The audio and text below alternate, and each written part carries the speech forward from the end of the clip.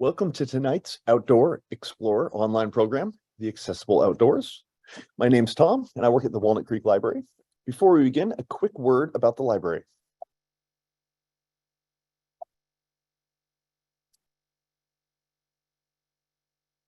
The Contra Costa County Library is happy to connect you with our resources, services, and material at all 26 of our branches. Access more than 1 million physical items, including our international language collection and thousands of digital materials available 24/7 at our website, ccclib.org. Visit any library to use our public computers, printers, and Wi-Fi. You can also visit one of our branches with laptops for on-site use and check out a Wi-Fi hotspot for 3 weeks. Project Second Chance is our adult literacy program, which trains and supports volunteer tutors to deliver basic literary instructions to adults throughout the county. And if you don't have a library card, please visit our website, ccclib.org, to sign up for a digital card today. By attending tonight's program, you can be entered into a drawing for one of several prizes. This time, we're giving away 2 pairs of walking sticks and a few East Bay Park hiking guide trail books. After the program ends, your internet browser will show you a brief survey. You'll be able to type in your name and email address to be entered into those drawings. Winners will be contacted by email, and we will coordinate sending the prize to your local library. If you have questions during the talk tonight, please enter them into the Q&A tab found at the bottom of the Zoom screen. At the end of the presentation, we will pose some of those questions to our speaker, Bonnie Lewkowicz. So, Bonnie is with Bay Area Outreach and Recreation Program, BORP, a local adaptive sports and recreation organization whose mission it is to improve the health, independence, and social integration of people with physical disabilities and visual impairments through sports. BORP's Access Northern California program specifically provides detailed information on accessible outdoor recreation destinations, events, and organized trips. Thank you for joining us tonight, Bonnie. The screen is yours. Great. Thanks, Tom. And hello, everyone. I'm thrilled to be here and finally enjoying some nice weather out there. So I think that, let's see, do I have to respond to this? That you're speaking. Okay, sorry. I think the fact that there are so many of you out there speaks to the fact that more and more people are interested in getting out in nature since the pandemic. So a little bit about myself. I grew up in the suburbs of Detroit, and while it was a big city, I was surrounded by a lot of green space, and I was more often found outdoors than indoors. In fact, the only time I was indoors was to eat and sleep. Now, granted, this was prior to the internet and all the streaming services. But I was usually off, riding my bike or skating on the creeks nearby, or even just playing out in the streets with friends and neighbors. And so when I had an accident at age 15 and broke my neck and ended up using a wheelchair, I was frustrated at not having access to the outdoors because the outdoors was my happy place. And that didn't change when I became disabled because that's just intrinsically who I am. What did change was how I needed to access those things. So it took a little bit. It didn't happen overnight. But once I realized that I could do something about that situation, I did pursue a career in advocating for greater access to the outdoors and recreation. So my reason for doing this was not completely altruistic. It was a little bit self-serving, but I really embraced Gandhi's philosophy of being the change that you want to see in the world. All the complaining in the world is not going to change things. So that's why I am here today. And currently I am a program manager at Bay Area Outreach Recreation Program, which I'll tell you about a little bit more. And many years ago, I authored a book on accessible trails in the San Francisco Bay Area for the California Coastal Conservancy. And I also created 2 websites of accessible trails. And I'll talk about that in a little bit as well. Because I've been in this work a long time, I'm happy to say that I've seen a lot of progress in the area of access to the outdoors, but we still have a long way to go, and you can play a part in that. So tonight I'm going to be primarily speaking about access for people with mobility disabilities. That's my lived experience, and that's mostly the population I have worked with. But however, that doesn't mean that people with other kinds of accessibility needs won't find this discussion useful, because one of the great things about inclusive design is that it typically benefits a wide range of human needs. So I need to advance my slides here. So I like this quote, even though there's some controversy over John Muir. Everybody needs beauty as well as bread, places to play in and pray in, where nature may heal and give strength to body and soul. So, you know, throughout the decades, there has been numerous studies that showed that there was a myriad of health benefits to spending time in nature. And this really came to light with the pandemic, when being outdoors was, you know, our respite and one of the only ways that we could socialize. And it really amplified our need to have access to the outdoors. And it also highlighted the disparities in who had access to the outdoors. Sadly, for me, people with disabilities have mostly been left off of that nationwide discussion about equity in the outdoors. So every time I'm at a meeting or a conference, I try to bring that up. Excuse me. So there's a Harvard naturalist, Edward O. Wilson, that has a hypothesis that humans have an innate need for nature, and he even coined the word biophilia. So add that one to your Scrabble words. And then the famed neurologist Oliver Sacks said that the effects of nature's qualities on health are not only spiritual and emotional, but physical and neurological. I have no doubt that they reflect deep changes in the brain's physiology and perhaps even its structure. So there's been a movement more recently where doctors are actually prescribing nature. I remember reading an article about a doctor at Oakland Children's Hospital that regularly prescribes getting out in nature to their patients.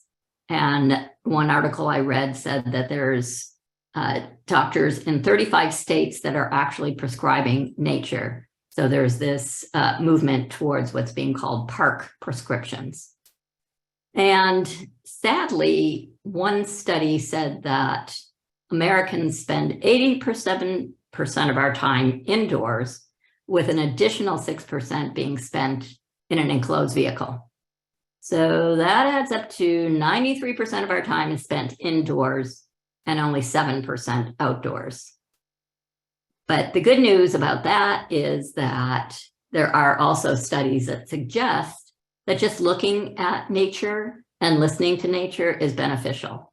It doesn't require having to travel, hours away from where you live or buying expensive equipment. There's a myriad number of ways to be able to access nature, and that's some of what we will talk about tonight.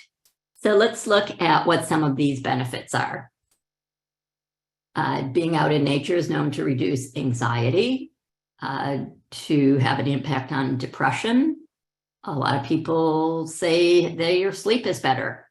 It can provide better focus and a sense of well-being and increased energy. And you yourself may have experienced something that's not on this list, but we're not able to write in the chat, so we'll leave that for another time. So this really begs the question, why wouldn't you want to get out regularly and get regular doses of nature? Which don't be confused with why don't you get out in nature? Those are two different things. And part of what this discussion about is, why don't people with disabilities get out in nature more? And probably has to do with we encounter more barriers. So what are some of the barriers that I have seen and I myself have experienced? I think one of the biggest ones is a lack of accessible transportation that actually goes to outdoor places. If you're reliant on paratransit, unfortunately, a lot of parks or trailheads do not have an actual address. What might be listed on a website might be the address to the visitor center or to the offices. It's not actually to that point. And so paratransit won't take you to these places because there's not an actual address. And some of us at BORP are working with East Bay parks to try and get that changed. So that's a little more easy to get to these on paratransit. So just in general, transportation is can be a big barrier. I myself use a motorized wheelchair. I can't just go with any friend that might have a car that wants to go out. It has to be with someone that has a lift-equipped vehicle. So it really puts a damper on the number of people that I can go with. One of the ones that I have worked a lot in my career, one of the barriers is a lack of reliable information. Where can you go that it's going to meet your needs? Where can you get this information? Most people that don't have accessibility needs have a plethora of resources out there. It's mostly, online or in guidebooks. And so this is a huge barrier, because if you can't even know where to go, then the next step would be how to get there, but you can't even get to that step. Then there's just, the typical lack of physical access. This, is changing somewhat. And I'm not really going to get into this in this discussion, but the ADA, the Americans with Disabilities Act, does not really cover trails as you think of going out for a hike. That's covered by something else. And most people are, even architects are confused by that. I think another barrier is fear of the unknown. If, say, your disability is new to you and you haven't really experienced being out in the outdoors, it might be you might be a little fearful. What are you going to encounter? What are you going to need? You may not even know what you need, what type of access you need. So taking that first step can often be a big barrier. This one probably applies to most people, whether you have a disability or not, finding the time to be able to get out in nature. Personally, I think we live in an area where it's not that difficult, but that's just my own perception of things. Some people might need someone to accompany them, especially if it's their first time going out. They don't want to go out on their own, and maybe has a problem finding someone that wants to do that with you at your schedule. Some people may experience limited stamina, and so they don't know how much they can do, and rather than worry about that, might just choose to stay home. Someone might have a chronic illness that limits one's ability to plan, because their disability might vary from day to day, hour to hour, and makes it more challenging to plan an outdoor adventure. So what are some ways that people do enjoy nature? Like I said earlier, you don't have to go 4 hours away in a vehicle to get out in nature, at least where we live in the Bay Area. I'm pretty much going to assume that most of the people attending here tonight live in Contra Costa, East Bay area.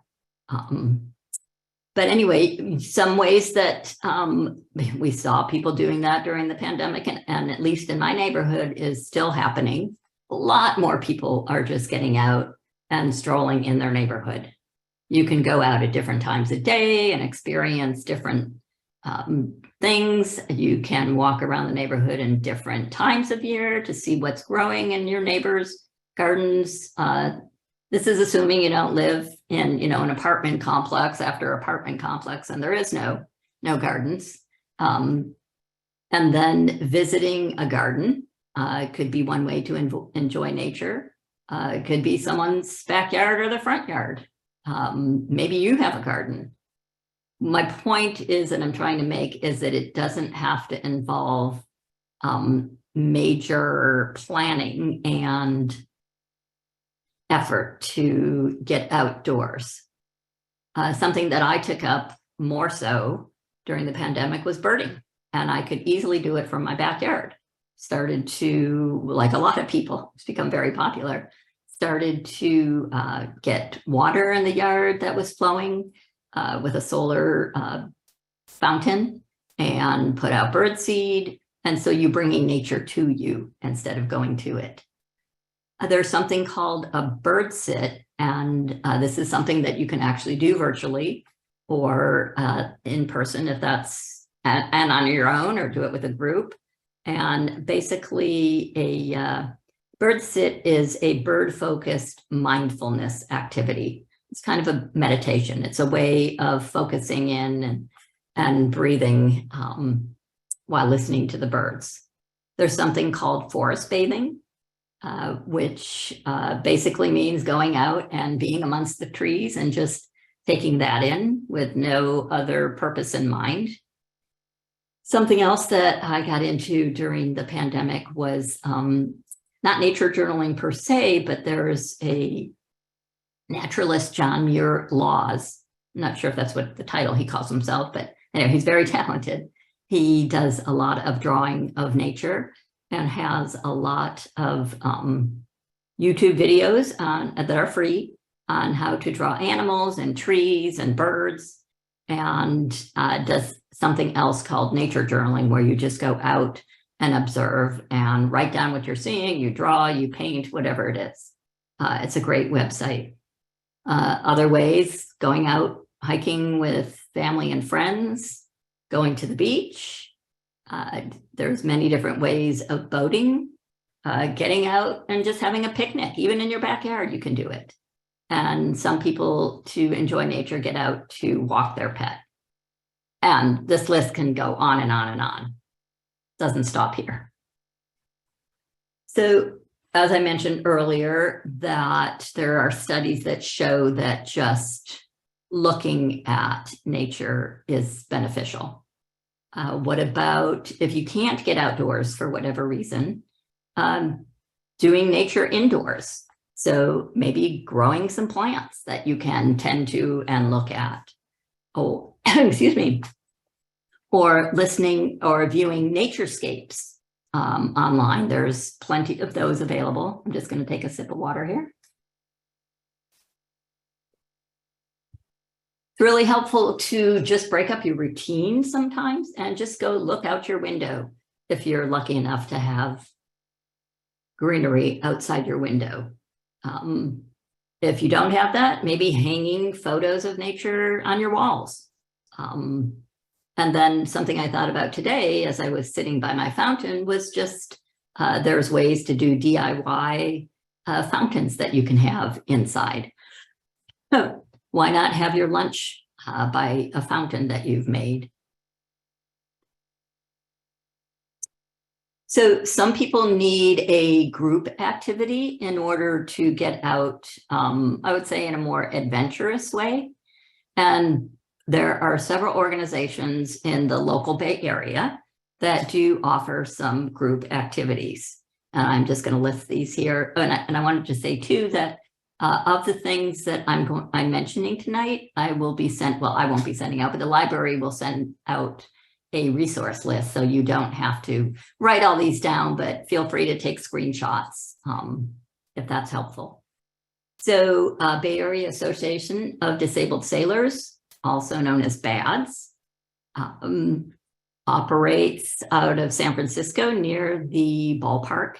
And on the weekends, they offer sailing lessons, teaching disabled sailors how to sail, and also in a variety of different types of sailboats. Environmental Traveling Companions, which just this week celebrated their 50th year, offers group trips, kayaking or whitewater rafting. I know one of the favorite ones that I've done was out at Tamales Bay during the fall when the bioluminescence are happening in the water. They do a night paddle. It's kind of scary at first when I first got in the water, but it was just beautiful. And actually for me, it was more, the sky was just incredible. It was a very rare, clear night. And I enjoyed that just as much as the bioluminescence. It's a little harder to go on group trips with them because you have to kind of organize the group, but sometimes you can get added onto an existing group. Been doing some work with the Golden Gate Audubon locally, which are also looking at changing their name. And well, actually they did vote to change it. They just haven't changed it, haven't decided yet what it's going to be. I've been doing some work with them to get more information on their websites. They do guided hikes locally and some further away. And their trip leaders are trying to provide more information about accessibility of their hikes. And then there's always an email that goes with the trip leader and you can contact them ahead of time. I have done that several times.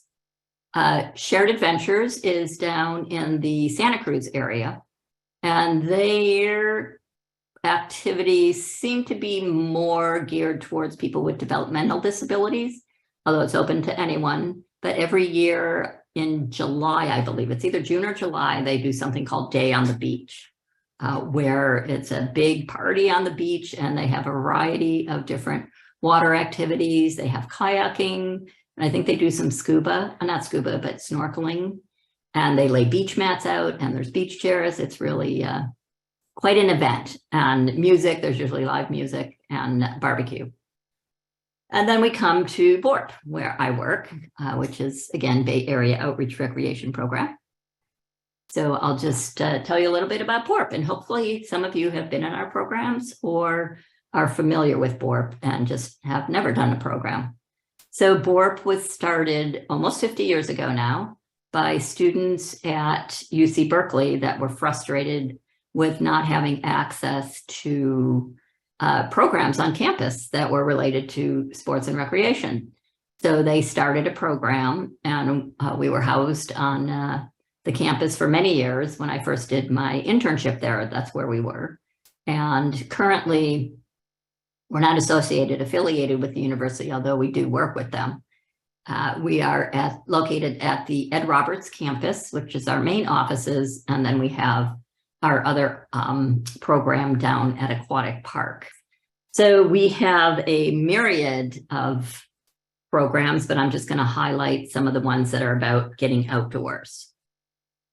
One of our biggest programs is the adapted cycling program down at Aquatic Park and in Berkeley. And we have access to 17 miles of Bay Trail from this location. You can cross the pedestrian bridge over I-80 and be on the Bay Trail if you can get up and over the bridge.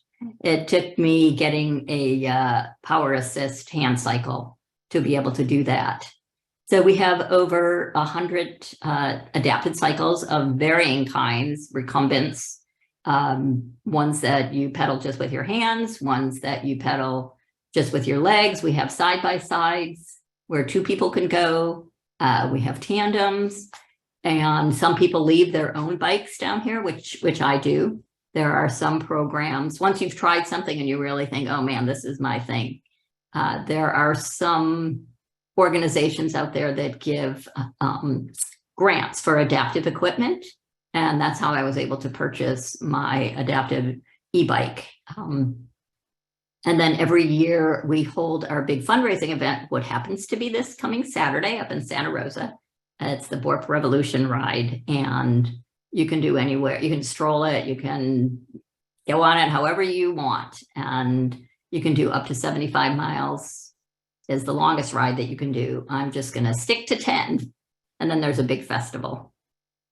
I don't think there's been anyone that hasn't been able to get fit for a bike at our cycling center. And it's I would comfortably say it's the largest adapted cycling center in the world. At that same location, we have adaptive kayaking. It's one of our newer programs. And we have a lift that you might be able to see in this photo that helps people get into the boat. We also have some transfer benches. This lift is also available for getting in and out of the cycles because some of them can be a little tricky. I use one and it works great for me. And this is a program that is not year-round, but happens during the spring. And I forgot to mention about cycling. It is a year-round program, and it's Thursdays through Saturdays, and it's drop-in, which is also unique. Although since the pandemic, you do have to call and make a reservation, but you can do it last minute. And that's mostly to make sure that they have a bike that you want to use, because it doesn't become your bike. You have to share these bikes with everyone else that comes down there. But if it is your first time down, they do want you to make a reservation in advance so that they can help you with fitting it or getting into the right bike. So this is our kayaking program, and we mostly kayak in the aquatic park there. And we are currently working with East Bay Regional Parks, who is going to be starting their own adaptive kayaking program, and we hope to do some trips together with them. Some of the other outdoor activities that we do are rock climbing, although most of the rock climbing takes place indoors. And there are a few trips that they do away. I know recently they were in Yosemite, but this is a really big, popular, and growing sport. And I believe that there is a gym out Concord Way that they're holding indoor rock climbing at. And all of this information can be found on the BORP website in the calendar. So now we come to my program, which is Access Northern California. So Access Northern California was a nonprofit that I started 20 years ago. Basically to provide people with information about getting outdoors. And 7 years ago, I dissolved the organization and merged with BORP, recognizing that not everyone wants to go on a group outing. Some people just want to be able to go out by themselves, and Access Northern California really facilitates people being able to get the information they need in order to go outdoors. So we do have, I forgot to mention the Adventures and Outings program, which is headed up by coworker Lori. And they have trips about 2 to 3 times a month, usually on the weekends, sometimes during the week.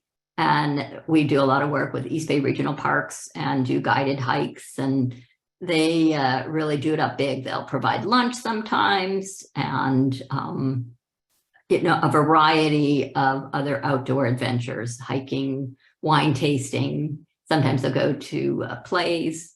It just varies. So getting back to our lift-equipped transportation, we do have a bus that holds up to, depending on the size of the chairs, 5 people in wheelchairs, and then people that are just seated in the regular seats. Recognizing that transportation is a huge barrier. Now, we don't pick people up at their homes. They have to get to the Ed Roberts campus, which is located right at the Ashby BART station. And the nice thing about that, and that was because of the Ed Roberts campus, is that there are 2 elevators. So there's 2 ways to get up to the street level if one is broken. So that's a good thing about that particular station, because I don't know about you, but I know they certainly break down. So Access Northern California is your way to get information that has been thoroughly researched. I don't believe it's been my practice not to rely on parks to call them up and say, hey, do you have an accessible bathroom? I don't find that information reliable. So we have personally scouted every site that is listed here. And if we have not, then we make a note of that, saying that it was not inspected by someone from Access Northern California. And when I say inspected, it's more of an inventory because we're not going out to do assessments of where there's compliance or not. It's more about presenting information that will help people be able to make an informed decision about whether something is going to work for them. So there are listings on here. There's over 100 trails and parks and a few organizations that do organized outings, and then also places that are more outdoor, what I call more nature-based lodgings, like cabins and yurts and some camping, hoping to build that out as well with more information. And part of what you'll find is that a lot of the listings are coastal, because initially we did receive funding from the California Coastal Conservancy.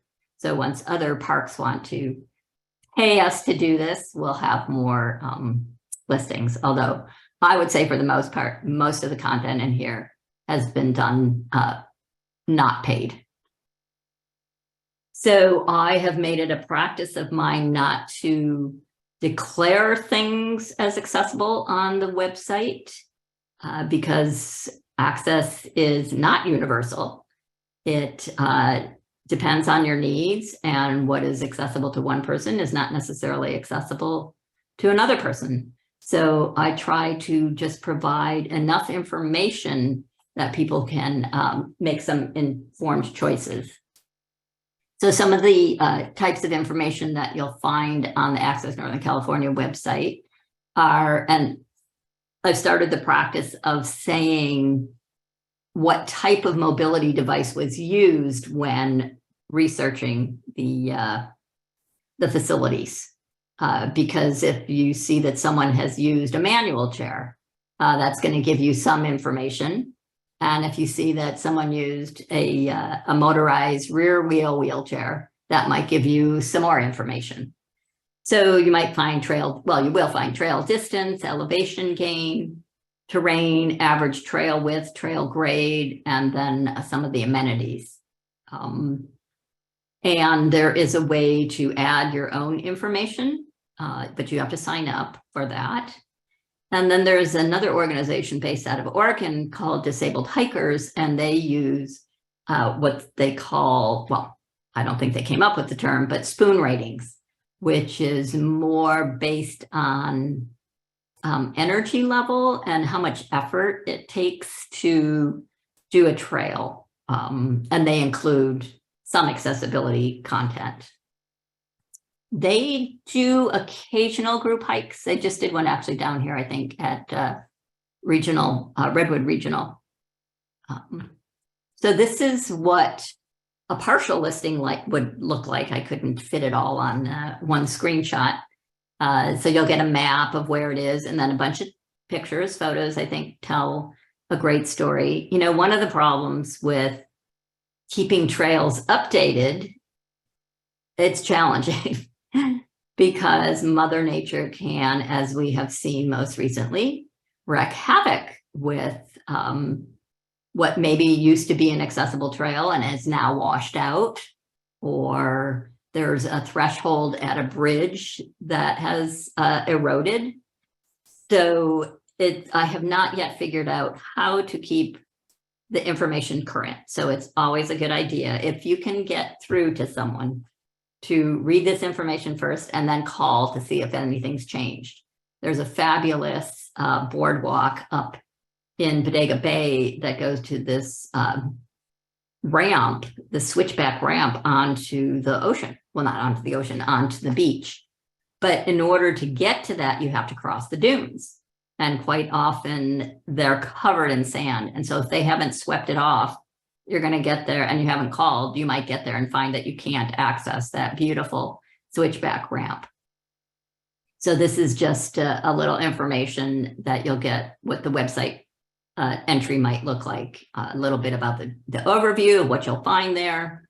And you'll just have to go to the website for yourself. And just started working with, well, it's been a few years now, with All Trails, which is an app. And I now put down on the entries the profile, the elevation profile. So you'll be able to see how far out it gets steep. So that's really been useful.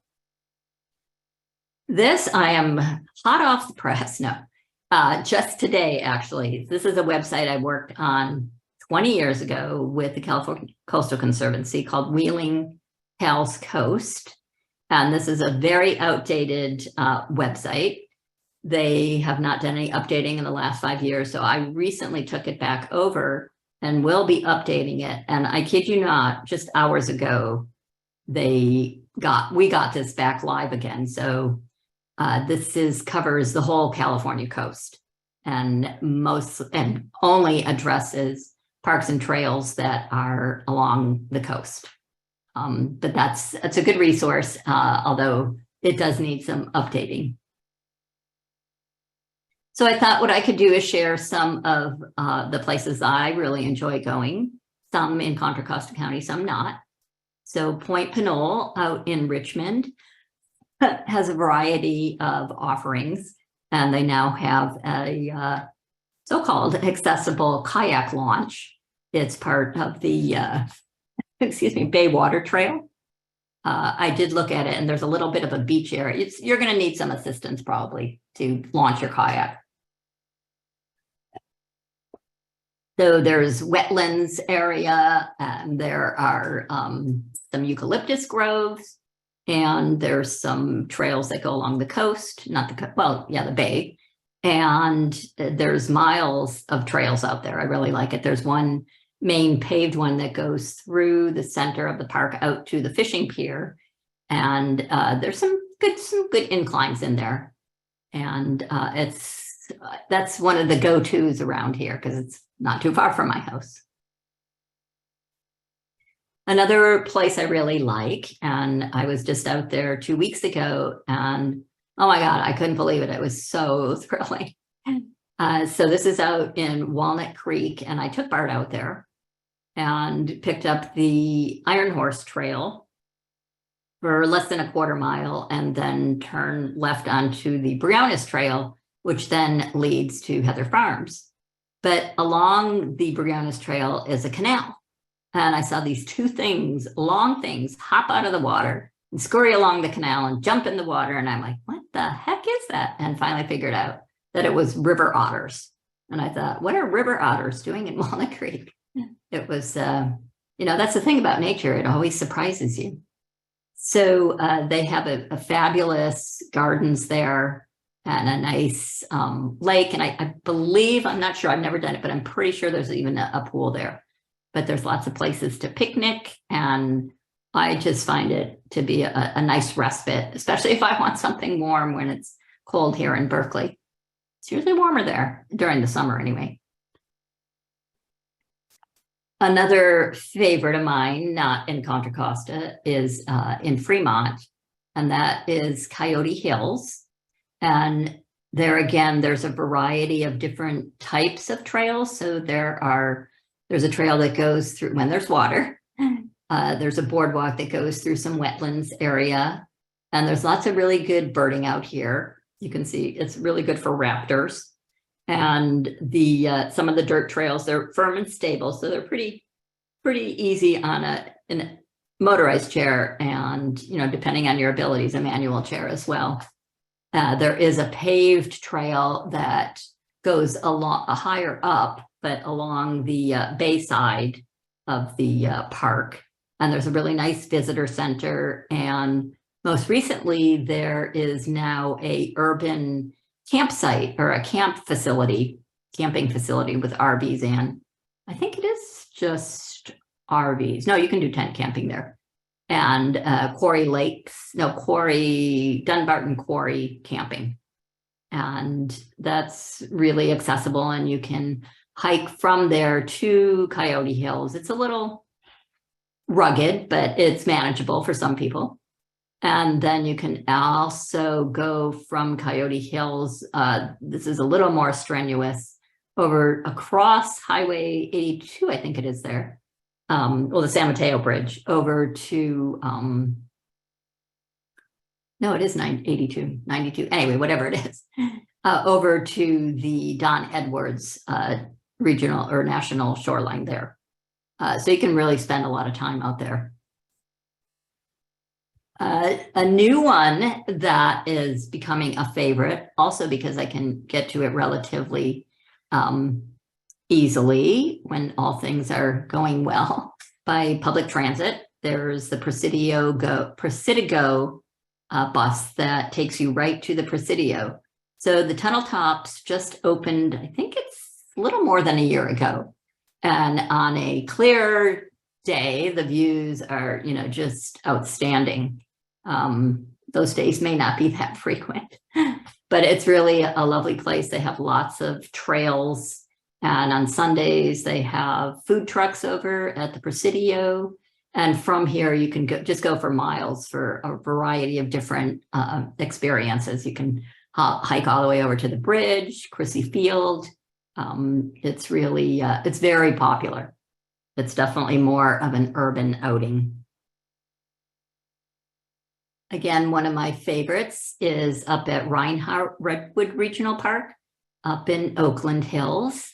And the Stream Trail is a paved trail. It's about a mile out and back. And there's lots of nice shade. So it's a really good place to go in the summer if it's really hot in town, because it will be cooler up there. It's a little windy to get up there for my taste, but yeah, it's a lovely place to picnic, and it can be busy though, especially on the weekends. And sometimes during the summer they have, well, a lot of times they have camps, kids camps up there. I included Samuel P. Taylor State Park, which is over across the San Rafael Bridge in Lagunitas, because it can be a nice getaway, overnight getaway. There's paved trails through the redwoods, and they go for several miles. I believe, I can't remember if it was 4 miles one direction or 4 miles round trip, but it's a good amount of time. And then they have cabins that you can rent. A lot of state parks now are going with these rustic cabins. They're usually about $100 a night, and they are difficult to get. But they're, it makes for a really nice little getaway. Another getaway is up at Mount Tam. So this is the Verna Dunshee Trail up at the top of Mount Tam, which is paved around the whole way. The views, again, on a clear day are pretty stupendous. I would say if you have afraid of altitude, heights, I don't recommend it. And then there's this beautiful cabin that's kind of not very well known called the West Point Inn. And they purpose-built this accessible cabin a few years ago, and has a roll-in shower. It's got one bed, and then I think there's a fold-down bed. So if someone was with a caregiver, there's room for that. And there's a big main house that it's kind of between a hostel and a campground is kind of how I see it. There's a big main house where there's kitchens that people can cook in, and there's cabins all around the property. Unfortunately, from your cabin, you can't really go on any trails. You have to drive, and the road to get in there, if you have a disabled person's placard, you will get the code and you can drive in. Everyone else has to hike in. And the road can be a little challenging, especially if you have a lowered floor vehicle. And then further south down the bay is Año Nuevo State Park, where the elephant seals come to breed, and one of the few places in the world. And they have an equal access program that runs November to the beginning of March. And these are escorted trips in their vehicle, because the equal access boardwalk is across private property. So they have to be the ones to drive you there. And they can only take 2 people in wheelchairs at a time, as well as other people in the regular seats. And they fill up really fast. I think they only do them on the weekends. And then there's also another nice, beautiful 1 mile trail that's separate from the boardwalk that you don't have to make reservations for. And then out towards the Central Valley, we have Cosumnes River Preserve in Galt. And this is where the sandhill cranes come every winter, and it's really quite a sight. And there's a variety of different trails out there as well. And this is a friend of mine that's been designing some adaptive birding equipment. And that's a really fun trip. Oh, I see time is really, I'm going to speed it up here a little bit. So more and more adaptive equipment is enabling access to the outdoors that have been mostly inaccessible to people. That being said, most of it is very expensive, and most people can't afford them, but more and more parks are getting some adaptive equipment that they loan out. So this was a day that we did out at East Beach at Crissy Field. And oh my God, it was just so much fun. It was on a device called the Freedom Tracks. And it's basically a little flatbed with these tractor treads that go really easily across the beach, and you get a joystick. And you sit in your own wheelchair or one that's provided for you. It can't hold a motorized wheelchair or scooter. And it's just great fun. You can cruise across the beach pretty easily. And this action track chair is what a lot of the, not a lot, but some parks are acquiring. I know Michigan has some, and I was just reading about Florida and Colorado. And yeah, it's a whole different ballgame out there and using these. And then there's another device called an Advent chair. And this is requires a lot of strong non-disabled people to help. And I know this person had a stroke and he designed this. He used to work for the Forest Service, I believe it was, up in Oregon, and wanted to get back out into nature, and recently was in the Grand Canyon with this. Most of the state beaches in California have beach wheelchairs for loan. And on the resource list that I'm going to give you, there is a website through the California Coastal Commission, different than the Conservancy, that has a listing of which beaches all up and down the coast have these for loan. And then BORP actually loans out this Grit Freedom Chair, which is 3-wheeled and is pushed by levers. You can see these levers sticking straight up that push on the wheel. So you're actually pushing the levers and not the wheels. And then there's something called Access Tracks that was developed by this occupational therapist down in San Diego. And these are just basically lighter weight folding pieces. I'm not sure plastic is the right word, but to make pathways onto the beach and other rough terrain. And apparently they work really well. And I was just reading a story where some guy took them with him on his honeymoon and was able to do a lot with these. And he checked them as adaptive equipment for free. So I hope everyone is aware that there are disabled discount passes through state parks and federal parks. You can get, I'll put that information on the resource page as well. All Trails is an app that is starting to list, or you can filter by accessibility. California state parks, national parks are hosting more and more accessibility information, as well as land trusts and open space preserves. So these are just some places where you can go to get information about getting out into parks and trails. And then, of course, there's the accessnca.org website, which you can go to directly, or you can get to it through BORP's website.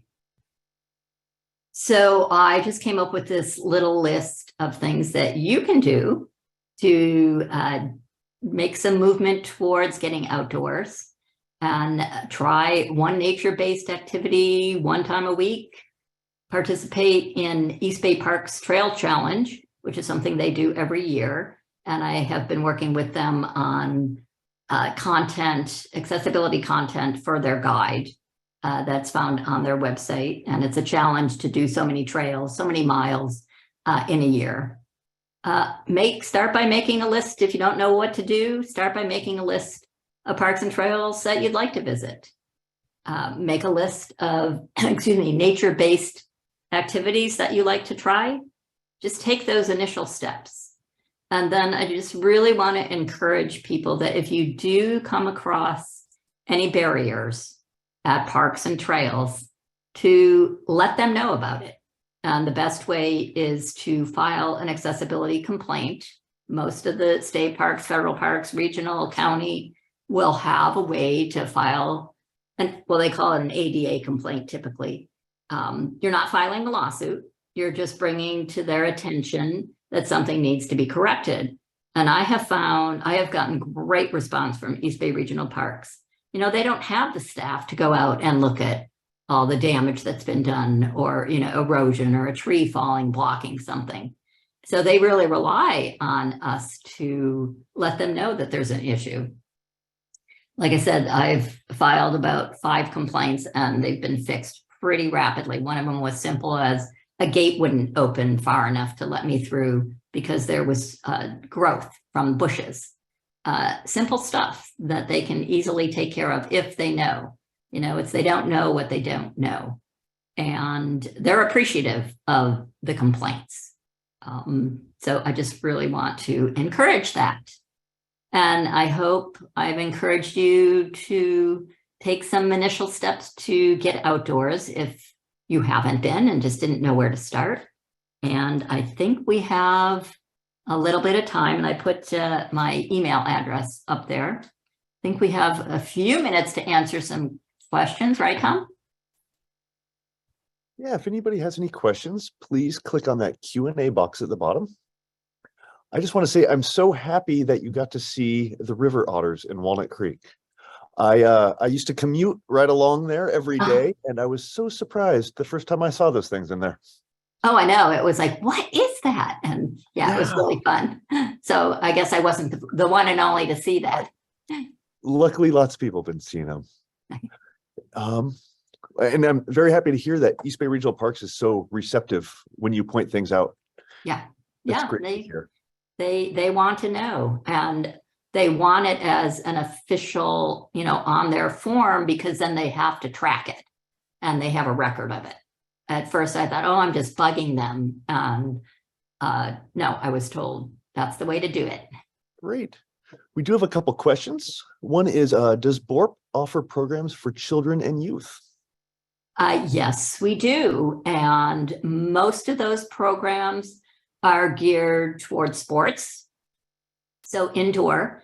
But the cycling center is open to kids. We have a lot of kids coming with their families, and it's really exciting when a kid gets on a bike for the first time and gets to participate with his siblings and parents, whoever they're with. It's really a joyous moment for me, I know, and for them. So yes, we do have youth programs. Good. How about, is someone using a walker considered ADA? Well, people in general are not considered ADA. ADA is a law. It's the Americans with Disabilities Act.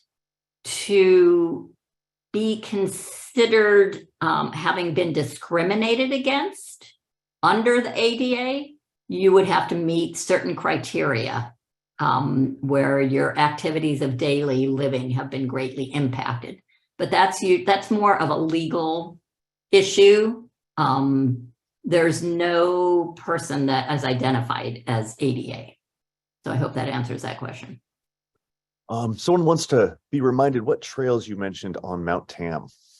Oh, the Verna Dunchie Trail is at the top of Mount Tam, and it's a windy ride to get up there.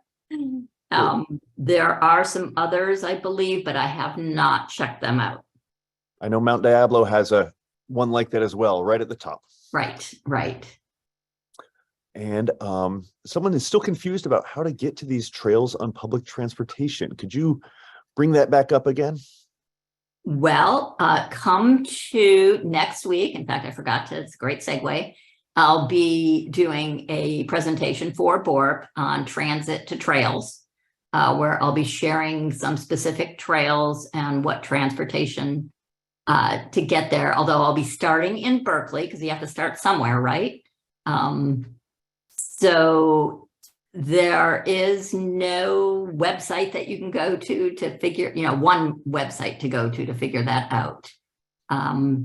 It's a matter of, I don't know if the confusion came when I was talking about paratransit. If the person relies on paratransit, they need to have an address to give to the paratransit provider, because otherwise they won't take you there or pick you up.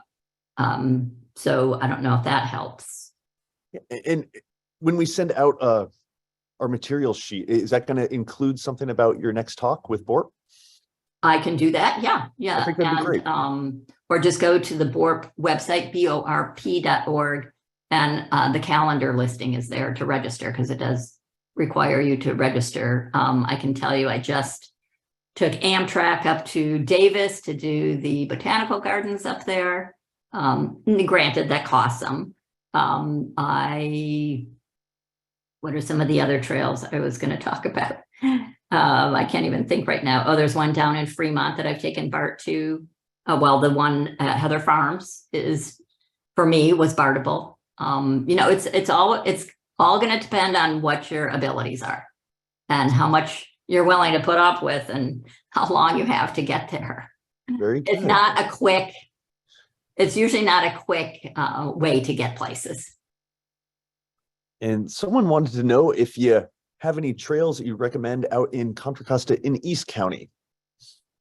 Yeah, I have not done as much out there. I do recommend the mine out at Black Diamond Mines. They just recently renovated that, and it's very accessible. There's not any good trails out there, however. The Big Break. Yeah. I have not done. There's some trails. It depends on the kind of trail you want. There's urban trails. A lot of bike trails are good to look at because they're often accessible as long as they're a dedicated trail and not, on the road. And I'm trying to think what else is out that way. Yeah, East Bay Parks has fallen down a little bit in that part of the country, or the region, county, I should say. Yeah, I don't think I even have much on the website. So I just need to get East Bay Parks to pay me to do their assessments. I think that'd be great. Well, thank you so much. Write to them. Write to East Bay Parks and tell them we need Bonnie to come look at your trails. That's great. All right. Well, we're going to wrap it up. And thank you, everyone, for joining us. And again, thank you, Bonnie. It's been a pleasure. You're so welcome. Happy to do it. Great. Yeah.